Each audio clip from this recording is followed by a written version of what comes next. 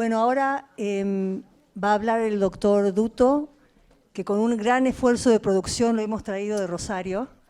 Entonces, le queremos agradecer además al doctor que se vino de Rosario para estar aquí con nosotros. Bueno, le damos la bienvenida. Bueno, muchas gracias. Buenas tardes. Desde ya agradezco la invitación que me han formulado y especialmente en la figura de Mauricio, que realmente ha sido el impulsor de esta jornada. Y ahora cuando podamos poner el power, así entonces todos me van siguiendo, traté justamente uno de los temas del abordaje de los conflictos, ¿verdad? Y ahí ustedes están viendo, sintéticamente obviamente, el Código Civil y Comercial significó una reforma profunda, específicamente en la parte pertinente de las relaciones de familia, con una gran modificación también en el lenguaje. Y de hecho, si ustedes revisan, un gran porcentaje de la normativa que se incorporaron al Código también tienen que ver con algunos neologismos jurídicos que se han incorporado y también gracias a la interdisciplina que aquí se valoró específicamente en la figura de mis predecesores que estuvieron hablando sobre el tema. Básicamente están solamente los títulos, donde se generan la mayor cantidad de situaciones donde puede haber implicancia en el régimen comunicacional, la oposición al derecho de comunicación, que tal vez es el principal tema que vamos a tratar aquí, el desacuerdo sobre el ejercicio de responsabilidad parental, la delegación del ejercicio de responsabilidad parental a parientes o terceros, la oposición de actos que requieren autorización conjunta, la petición de cuidado compartida, sea con una u otra modalidad, la petición de cuidado personal unilateral, el pedido de adecuada comunicación, la propuesta de plan de parentalidad que debería ser, al menos en el norte, donde enfocar la mayor parte de las presentaciones, y finalmente la delegación del ejercicio de responsabilidad parental en el progenitor afín. Ese derecho de coparentalidad, que tal vez es un poco como la penicilina, ¿verdad?, para la medicina, siempre estuvo. Lo que pasa es que había que descubrirla. Eso fue lo que hizo Fleming. En este caso también, el derecho a la coparentalidad es algo que era íncito en cualquier relación de dos progenitores respecto a los hijos. Sin embargo, tuvieron no solamente los tratados internacionales, sino también la doctrina, especificarlo y reafirmarlo para que se entienda que es un derecho de dos y no solamente de una sola de las partes, que aquí también se explicó anteriormente. Está subrayado solamente en la Convención donde aparece fundamentalmente esta situación de poder ser, no solamente conocer a los padres, sino ser cuidado por ellos y que se ocupen ambos de la crianza y desarrollo. El Código trae pequeñas, por así decir,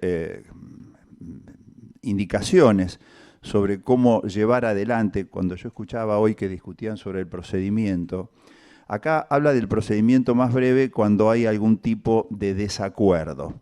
En la mayor parte de los códigos procesales provinciales, el procedimiento más breve puede llegar a ser o el sumarísimo o el verbal y no actuado, que sería el ideal. Lo que pasa es que el verbal y no actuado no siempre significa que haya que dejar de lado cualquier tipo de constancia y ningún juez se arriesga a hacer realmente un juicio verbal y no actuado, que sería el ideal, y resolver verbalmente y dejar constancia e indicarle a las partes lo que tienen que hacer en adelante.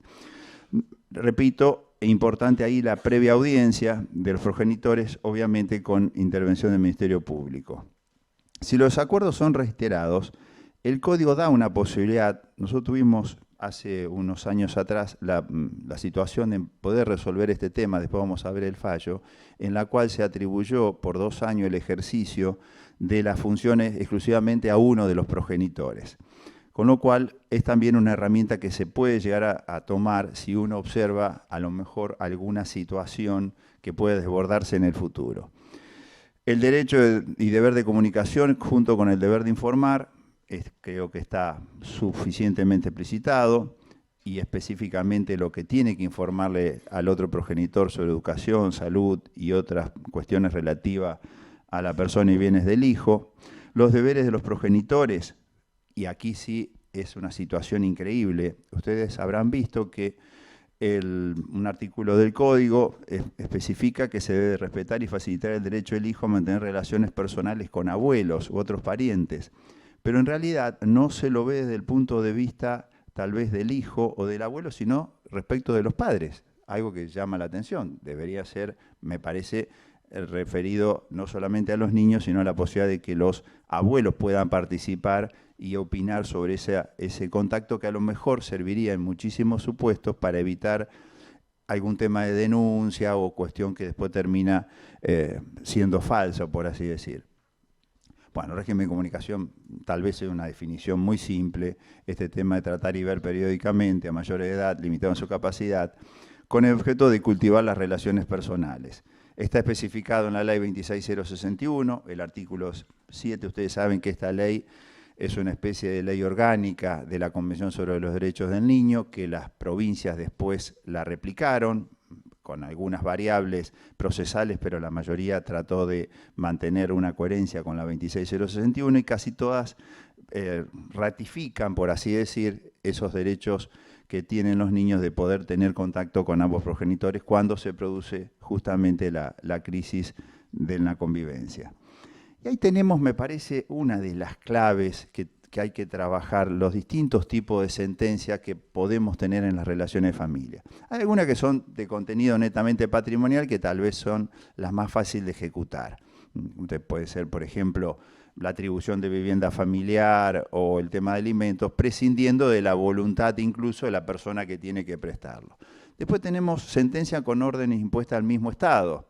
También parecen ser que generan o deberían generar la menor cantidad de dificultades. O, por ejemplo, ordenar la inscripción de una acción de filiación que ha modificado el nombre de las personas. Y finalmente tenemos, que tal vez son las más difíciles, las sentencias que por el contenido de las obligaciones se obstaculiza su cumplimiento.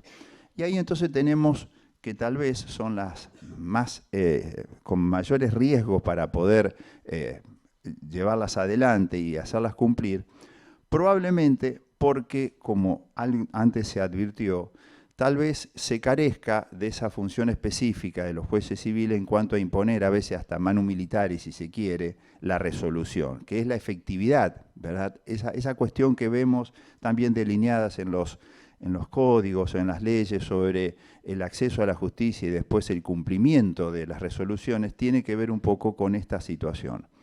Entonces, hay una serie. Usted va a decir, bueno, al fin no trae solución, sino que trae preguntas. Creo que acá estamos todos para preguntarnos. Finalmente, ¿es la persona, el juez, la que decidirá en cada caso acerca de la necesidad de adoptar medidas razonables?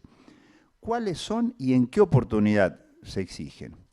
¿Corresponde que el legislador dé un marco normativo, tal vez para ayudar a esa situación? Porque muchas veces, si no, se tilda de que el juez está creando derecho, que no lo puede hacer, y en consecuencia puede ser, por así decir, anulada una resolución o incluso acusado hasta de prevaricar, de decir cuestiones que no están en la legislación. Entonces, ¿de qué forma, por ejemplo, también el cambio legislativo en relación con este tema, responsabilidad parental o violencia familiar y de género, incide en la efectividad? Que esa es otra pregunta que me parece que hay que hacerse y tratar de contestar. ¿Cuáles son los límites del derecho en relación a la actitud colaborativa o reticente de las partes? ¿Y constituye la problemática de la ejecución y por ende de la eficacia del derecho un tema propio de la ciencia jurídica o nos excede? Estas jornadas, lo que me parece que hay que rescatar y sobrevalorar es la interdisciplina. Aquí, hace muchos años, los abogados creíamos que teníamos el derecho de decidir todas estas cuestiones únicamente desde el punto de vista de la ley. Y nos dimos cuenta, gracias a la enseñanza de los profesores que estuvieron aquí, también recordábamos hoy en una charla informal a Cecilia Grossman, es decir, que de alguna forma nos vieron abriendo la mente para tratar de implementar otro tipo de solución y no solamente lo que puede ser vía camino legal. Entonces, ¿qué es lo que el juez de familia mínimamente debe tratar de responsabilizarse y de llevar adelante para poder ejecutar la sentencia? Bueno, actuar oficiosamente. Eso lo dice también el Código Civil y Comercial y también se puso de resalto aquí. O sea, todos los que pasamos por la Facultad de Derecho nos han enseñado en procesal civil que cuál es el mecanismo tal vez de todos los códigos de procedimientos. ¿Qué tipo de juicio es el que siempre se defiende? Bueno, aquel juicio que no es un juicio inquisitivo, siempre el poder de Estado aparece contemplando las dos posiciones, tanto del actor como la demanda, y difícilmente aparezca la figura del impulso procesal de oficio, por así decir. Bueno, esto hace que se tiene que flexibilizar el principio de congruencia, también un punto importante. Reconducir los procedimientos si es necesario, no solamente hay que quedarse con lo que a veces puede pergeñar la parte actora o tal vez una medida cautelar que no es tal. Me parece que ahí no habría un exceso desde el punto de vista judicial. Y bueno, el gran tema es imponer sanciones para efectivizar el mandato. Ahí está, me parece, también la clave. Yo rescato un viejo fallo ahí de la Corte, que también lo podríamos aplicar ahora, que justamente especifica que debe favorecerse las medidas que contribuyan a subsanar la deficiencia que se presenta en la ciudad del trato respecto de quien no ejerce la custodia. Este es un fallo de la Corte, así que no podríamos decir que la Corte no avala que justamente se pueda llegar a imponer medidas coercitivas para cumplir los mandatos judiciales. ¿Qué ocurre con el incumplimiento de las obligaciones? Puede ser total o absoluto, que es tal vez la parte más difícil de poder superar. Parcial o relativo, cuando ese contacto es esporádico o se interrumpe, o cuando no se cumplen los horarios, un tema repetitivo, reiterado, y lugares más allá de justificaciones. Todo eso provoca en el niño incertidumbre y obviamente eso hay que evaluarlo al momento de la revinculación o si es necesario ver si hay algún tipo de imputación para compeler al cumplimiento.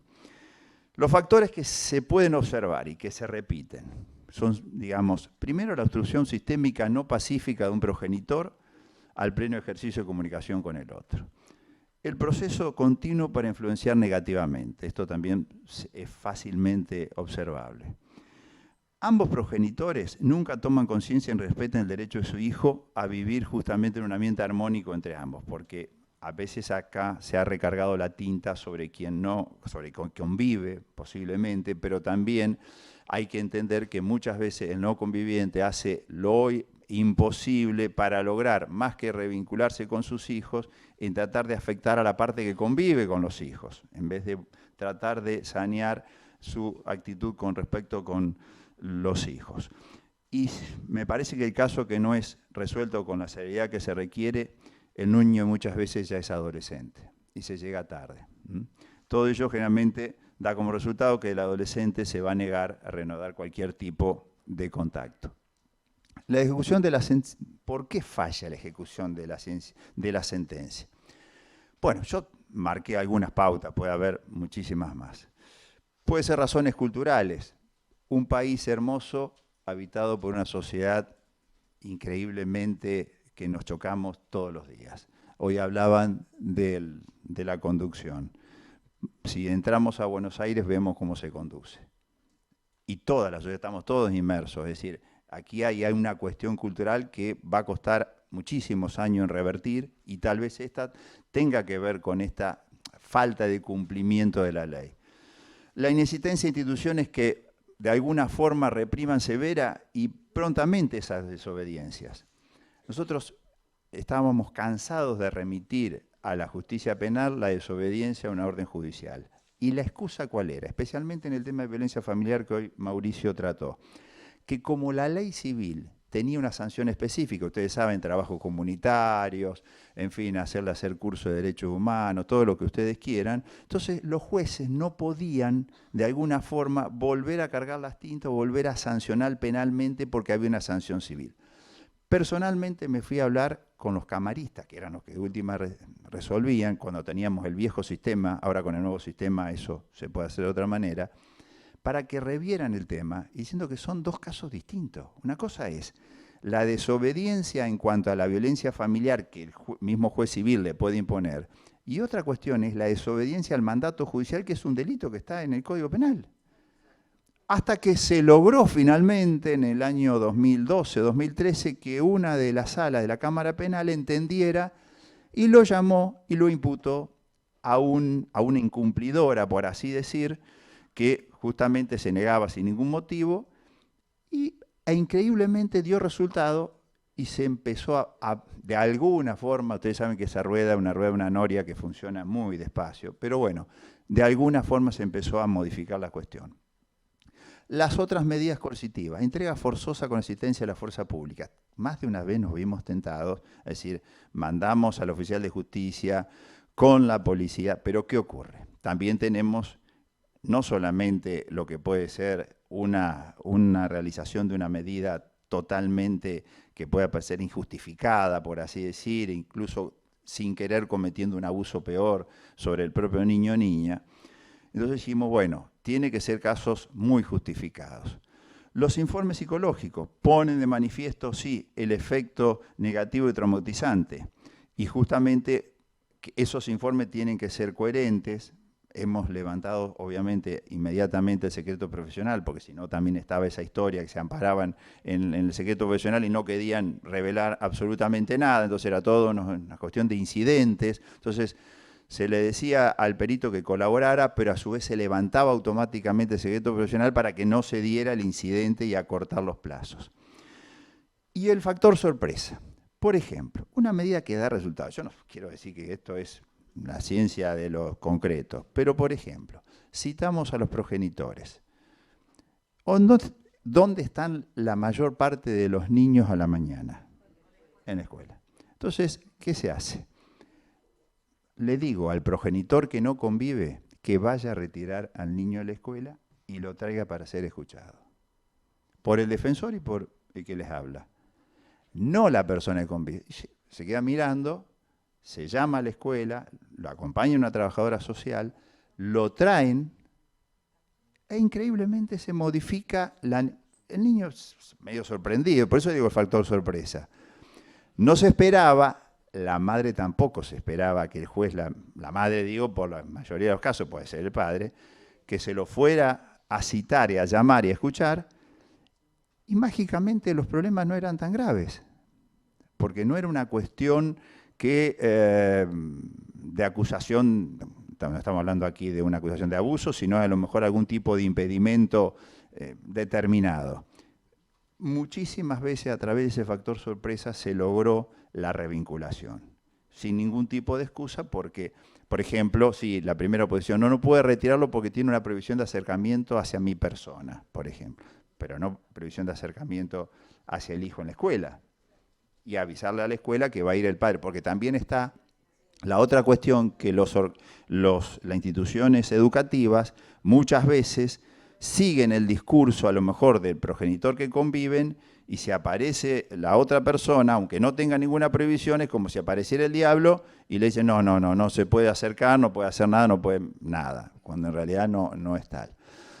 Bueno, la ejecución de la sentencia es muy importante aquí, también apoyado por el derecho brasileño. Yo lo quería decir a Berenice, justamente el principio de la tutela de la realidad, que va más allá de los principios que por ahí vemos constantemente, en el sentido de que impone al juez de abstenerse de ejecutar la sentencia cuando el transcurso del tiempo ha operado la modificación de la situación. Eso también es importante tener en cuenta, porque muchas veces va a ser casi imposible volver a la revinculación. Todos recordarán, yo lo traje simplemente a modo anecdótico, el caso Fornerón contra Argentina. Fornerón era un hombre que vivía ahí en Rosario del Tala y la novia que había tenido, la compañera, inscribe a su hijo, la madre, y se lo entrega a una familia de Buenos Aires, en el anterior sistema. Fornerón, cuando va a reconocer el hijo, empieza a dar vuelta por tribunales, primero el juzgado de paz, después el juzgado de primera instancia, después la Cámara, después la Corte de Entre Ríos, finalmente llega a la Corte de la Nación para poder revincularse con esa hija que estaba en Buenos Aires. La Corte adopta la decisión del famoso triángulo adoptivo afectivo, que todos lo hemos visto y marcado más de una vez, y le impone justamente a los guardadores de esta niña, que ya era adolescente a todo esto, que se encontrara con Fornerón y que hicieran ese famoso triángulo adoptivo afectivo. ¿Saben cuántos encuentros hubo? 1. ¿Saben cuánto duró? Media hora. ¿Por qué? Porque esta adolescente tenía 16 años. ¿Y de qué va a hablar con alguien que no sabe nada de su vida? Sí, le han dicho, mirá, es tu padre. ¿Cómo iba a haber una posibilidad de revincularse y sentarse en un lugar con espacios terapéuticos? Por eso después, también Argentina termina condenado, también los jueces y camaristas de Entre Ríos tienen que hacer todo un curso de especialización sobre derechos del niño, etcétera. Pero el tiempo corrió para todos, porque todos nos habrá provocado sonrisa cuando vemos en el Código Civil y Comercial que los jueces que resuelven deben ser especialistas. ¿Quiénes? ¿Primera instancia o todos? Porque si no, ¿qué pasa si en primera instancia somos todos especialistas, después va a una cámara y a lo mejor hay uno que es especialista en concurso, otro que sabe muchísimas obligaciones y el tercero que sabe de contrato? Y la Corte también, podríamos enumerarla. ¿Cuántos especialistas de derecho de familia conocemos en la Corte? Ahora no queda ninguno, salvo que tengamos mal la estadística, pero bueno.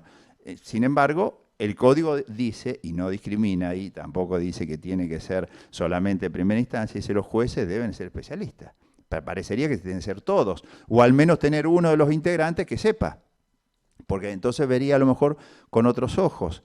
A veces hemos visto las resoluciones de Cámara y nos llama muchísimo la atención, ¿verdad? Esa falta, por así decir, de aplicación de la interdisciplina, o no volver a citar a lo mejor al niño que ya es adolescente para saber cuál es su opinión al respecto. Bueno, traje solamente para que ustedes vean que incluso las reformas procesales que se han incorporado a las distintas provincias después del Código Civil y Comercial, que incluso algunas legislaron específicamente sobre las relaciones de familia, que no hay ninguna medida que pueda imponerse ante esta situación. Fíjense ustedes que ahí tienen, por ejemplo, el de Córdoba, ejecución de sentencia, objeto de dar sumas de dinero. Bien, el de Mendoza, emplazamiento del incumplidor, posibilidad de disponer sanciones, escucha a las niñas y niños adolescentes involucrados, remitiendo supletoriamente a las normas del CPC y tributario. Bastante extraño, pero bueno. Otras medidas que considera eficaces, la comparencia de las partes al tribunal y controles periódicos a través del cuerpo auxiliar interdisciplinario, que tal vez sería la clave para entender. El del Chaco, no hay ninguna norma sobre ejecución de sentencia en general, solo en procesos especiales como alimentos, retención directa, salida del país, registro de deudor alimentario. En violencia familiar, sí, audiencia. Estamos, ¿cuánto? Para que la vea, bueno, ya llega la preclusión. Entonces, la Ley Procesal de Familia Entre Ríos, solamente en violencia familiar y de género, citación al juzgado, aún con auxilio de la fuerza pública. Seguimos. Río Negro, que tal vez es una de las más novedosas, habilita a ordenar que las decisiones relativas a la exclusión del hogar, revinculación parental, cumplimiento del régimen de comunicación y otras medidas se cumplen con el auxilio de persona que integra el equipo interdisciplinario del juzgado, que tal vez sería la que más se ha detenido en este tema, medidas combinatorias tanto pecuniarias como no pecuniarias. El Código Procesal Modelo proyectado para la Justicia de la Familia de la Ciudad de Buenos Aires, supervisión del cumplimiento voluntario de resoluciones, posibilidad de auxilio de la fuerza pública y audiencias sobre las posibles opciones para la mejor ejecución. Y medidas combinatorias pecuniarias y no pecuniarias. Claro, las medidas combinatorias pecuniarias dan resultado si se pueden cobrar. Porque si no, si estamos demandando a personas que no tienen posiblemente demasiados ingresos, lo más probable es que no podamos lograr demasiado con estas medidas pecuniarias. Bueno, ahí marco que habría que sumar alguna estrategia de eficacias. En Mar del Plata y en Rosario funcionan así, juntamente hemos hecho acuerdo con la Universidad Nacional sobre los PEF, o sea, los puntos de encuentro familiar, que me parece que es algo de utilidad siempre que se implementen en lo inmediato y evitar ese tema que directamente se lo corra al no conviviente ante la primera presentación de abuso que se pueda hacer. Bueno, la sentencia de tutela mandamental del proceso brasileño, esto fue, mire, de 1914, directamente aquí se ordena y se debe cumplir. Parecería que es distinta la voluntad que puede tener el incumplidor en ese caso. Este es el caso Fornerón que mencioné, ya estamos a 10 años de la Corte Interamericana cuando sanciona a Argentina por este incumplimiento. Otros actos. El deber de informar sobre cuestiones de educación y salud. A medida que el tiempo transcurre, el concepto de vida se suple por tutela judicial efectiva e inmediata. Claro, porque ¿qué ocurre? Como la modificación del centro de vida dentro del país, incluso dentro de la provincia, no requiere anuencia del no conviviente. Muchas veces habremos observado contradicciones entre las distintas tribunales, incluso salas del mismo tribunal, que uno dice que no es ilegítimo y otro dice que es legítimo el traslado. Por ejemplo, si a alguien se le ocurriera decir, me voy de Cava a vivir a lo mejor a Escobar, que tampoco es tan lejos, pero le quita el centro de vida. Y si esa persona, para poder tomar contacto, tiene que tomar un ómnibus, yo desafío a cualquiera de ustedes, no sé si llega el tren hasta allá, a ver cuánto tiempo demora. Nosotros hemos tenido a veces traslado dentro de la provincia, de Rosario se van a vivir a Vera, son 500 kilómetros. Si no se tiene auto, ¿sabe cuánto le lleva en colectivo? 10 horas. ¿Cómo hace esa persona? ¿Qué hace? Llega a Vera, se encuentra, tiene que ir a algún lugar, no puede ir y venir en el día. Bueno. Entonces, a mi modo de ver, cuando se debería, esto es una pauta que se tira como idea, o como disparador, como dirían los psicólogos, la autorización judicial para modificar el centro de vida, justificar cuáles son al menos las circunstancias y motivos del traslado, cuál es el beneficio, sí, resolverlo tal vez por el trámite más breve, con audiencia. La resolución considerar el interés superior en concreto y el recurso con efecto suspensivo, porque si no, si damos el efecto devolutivo, es muy difícil después que volvamos. Residencia del niño. El Tribunal Superior de Justicia de Neuquén dijo que no quedan dudas que la decisión respecto del cambio de lugar de residencia del hijo atañe al padre y a la madre y no puede ser decidida unilateralmente. Por lo menos es una resolución de un tribunal superior, que de alguna forma se supone que marca una doctrina judicial a tener en cuenta. ¿Qué hacemos ante el traslado en consulta inminente? Bueno, ahí sí la medida autosatisfactiva. Todos sabemos que la medida autosatisfactiva, a diferencia de las cautelares, ¿cuál es la gran diferencia? Que se satisfacen con su cumplimiento y no dependen de un proceso instrumental, es decir, que van por su carril y se termina ahí. Una posibilidad podría ser, si el progenitor se entera, inmediatamente llevar adelante esa medida autosatisfactiva. El trámite sería audiencia o despacho inaudito según como fueran las circunstancias, la participación de la asesora o defensora general. Si se concretó, que es lo que sucede habitualmente, la medida autosatisfactiva, se ordena la restitución. Dice, bueno, ¿cómo vamos a ordenar la restitución? Se ordena la restitución, no se cumple, ¿qué se hace? Porque ahí viene el otro gran tema. Bueno, ahí sí hay que ordenarlo a través de cualquier tipo de situación y volver las cosas atrás, por así decir, en rewind, ¿verdad? Para que por lo menos se tenga en claro a ver cuál fue el motivo. Los apercibimientos. Delito, impedimento de contacto y cambio de domicilio en concurso real con desobediencia a una orden judicial. Hacer la denuncia, ahí sí de oficio. Es decir, ¿quién la toma, quién no? Bueno, ¿qué otro cambio podríamos plantear? Y si hay algún legislador que escuche, me parece que sería tal vez la clave. Ustedes vieron que los juzgados menores, al menos en la provincia de Santa Fe, aquí también por lo que uno puede ver, prácticamente han sido vaciados del contenido civil por la 26061 y las leyes locales. Y solamente intervienen a través de la justicia penal juvenil. ¿Qué pasaría si los juzgados menores intervendrían no solamente cuando el niño adolescente es el supuesto que comete el delito, por así decir, sino cuando es víctima? Que en vez de ir a los juzgados comunes, a los juzgados que analizan todos los demás causas penales, que son imposible analizar todas juntas, y entonces intervendrían en este tipo de situaciones.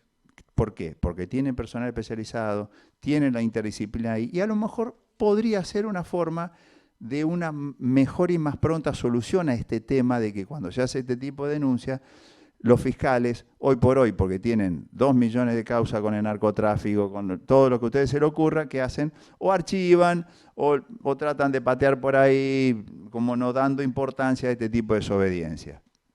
Bueno, el impedimento de contacto, claro. El impedimento de contacto, fíjense ustedes, se modificó, pero el juez no puede de oficio, ¿verdad?, ordenar o al menos comunicarle al fiscal que lleve adelante la investigación. ¿Por qué? Porque es todavía un delito dependiente de instancia privada. Si no lo hace la otra parte, queda ahí un poco atrapado. Bueno, las 30 en modificación de cuidado personal.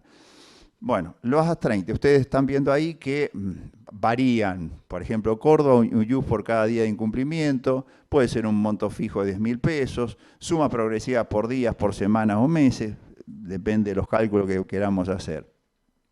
Otro apercibimiento, revoca el decreto que aplica a la progenitora una multa de 3.000 pesos en favor del padre por incumplimiento del régimen comunicacional. No estaban dados los requisitos del 804. Claro, cuando el juez ordena las 30, tiene que primeramente haber intimado y haber dicho cuánto va a ser a las 30, para evitar después que se interponga algún tipo de recurso y se vuelva atrás como pasó aquí.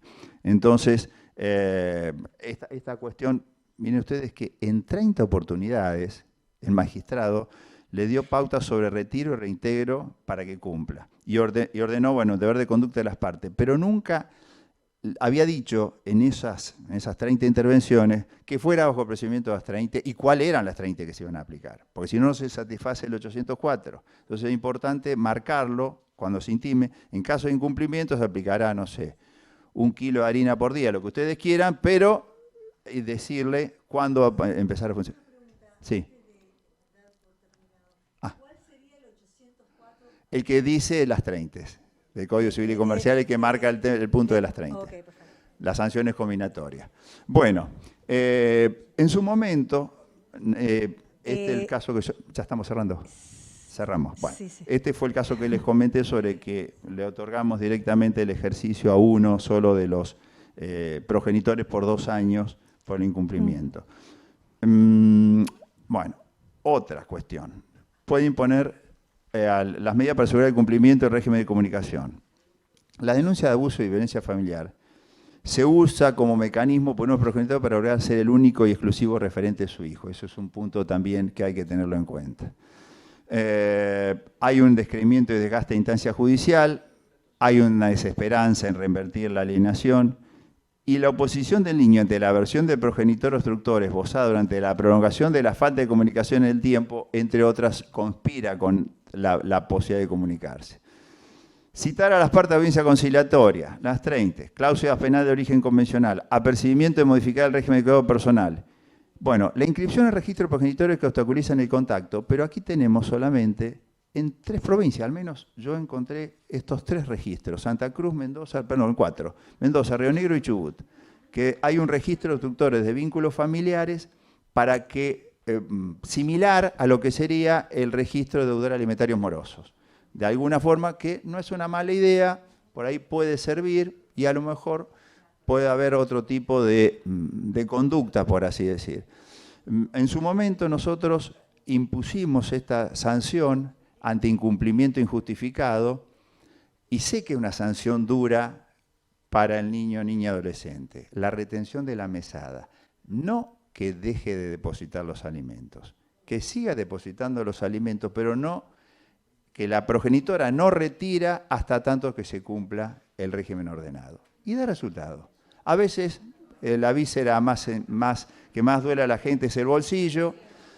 Eso puede funcionar, no siempre funciona, hay personas que prefieren, y de alguna manera, esto lo aplicamos, la retención de la mesada, porque si no desobligamos al otro. De alguna manera, eso ayudó. Bueno, ¿puedo seguir? No. La última. ¿Hay operativo clamor? No, si no terminamos, porque tampoco quiero pasar por encima del resto de... las medidas para asegurar el cumplimiento del régimen de comunicación. Esto parece escrito en la prehistoria, en realidad es 2008, cuando no era tan común el uso ni siquiera de celulares, sino de la posibilidad de tener comunicación, que es una forma, la posibilidad de tener una comunicación virtual. Aquí se trataba de un hombre que trabajaba en los buques containeros del Mar de la China, y todo ese tipo de buques tienen directamente una conexión con los satélites, no para que chateen los marineros, sino porque el dueño de la carga quiere saber dónde está la carga. Entonces, ¿qué ocurría? Esa persona tenía la posibilidad de comunicarse con su hijo y no le compraba al hijo En aquel entonces, bueno, acá ustedes se pueden dar cuenta que, no me acuerdo si lo autoricé o le obligué a que compre una compu, una notebook, que era en el momento, que tuviera cámara, porque claro, ahora todas tienen cámara, pero en aquel momento, ¿se acuerdan que había que poner una camarita arriba? Bueno, entonces se lo obligó y después, por eso ustedes están viendo ahí el tema del horario, porque también había que ver la diferencia horaria entre el Mar de la China, por así decir, aquí, que había 12 horas, según donde estaba este hombre, y bueno, y empezó a funcionar y se cumplió. Obviamente que también el apercibimiento era que se le iba a retener y entonces por ahí pudo haber cumplido por eso. Pero bueno, yo tengo muchas más diapositivas, pero termino para no invadir demasiado a los demás. Muchas gracias por la atención prestada.